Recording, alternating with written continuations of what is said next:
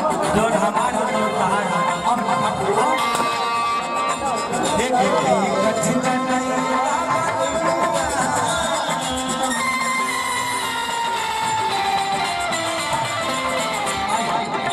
हमारे भाई सुबोध जी की तरफ से मढ़ौरा निवासी बहुत ज्यादा पुरस्कार में माना करेंगे बरत की पैसा हो ये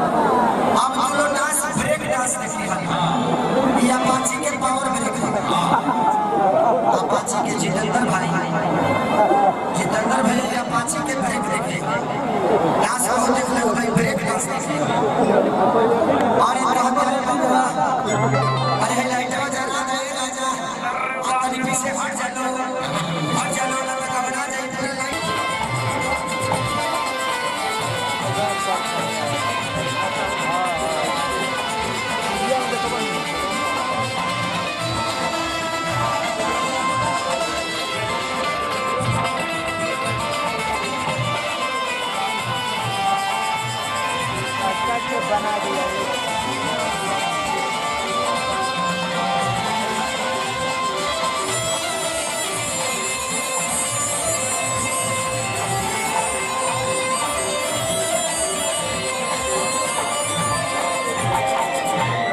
बाबू एक लाइट जला के रखा रोटेट मत कर आए करे कहीं में रखा दोनों जरूरत नहीं है औरत कहते हैं कवर में एक 20 में एक सारा मिले कहती है अरे बाबू औरत कहती है सुनी लेके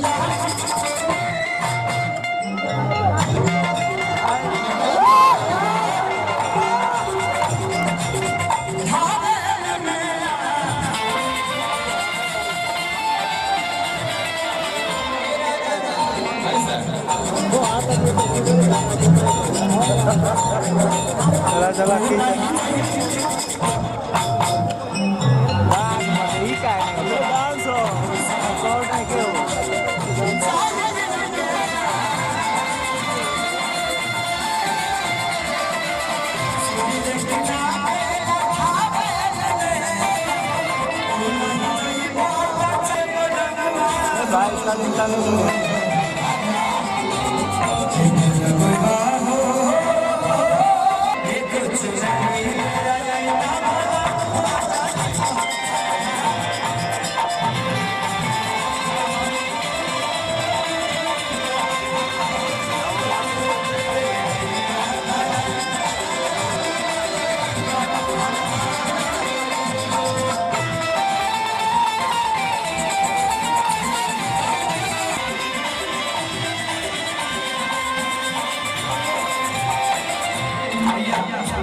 से थोड़ा सा साइड हो जाएगा तो पीछे वाला लोग देखेंगे भी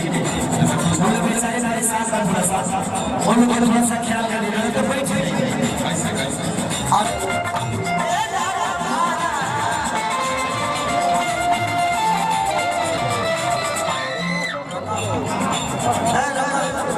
पैसा पैसा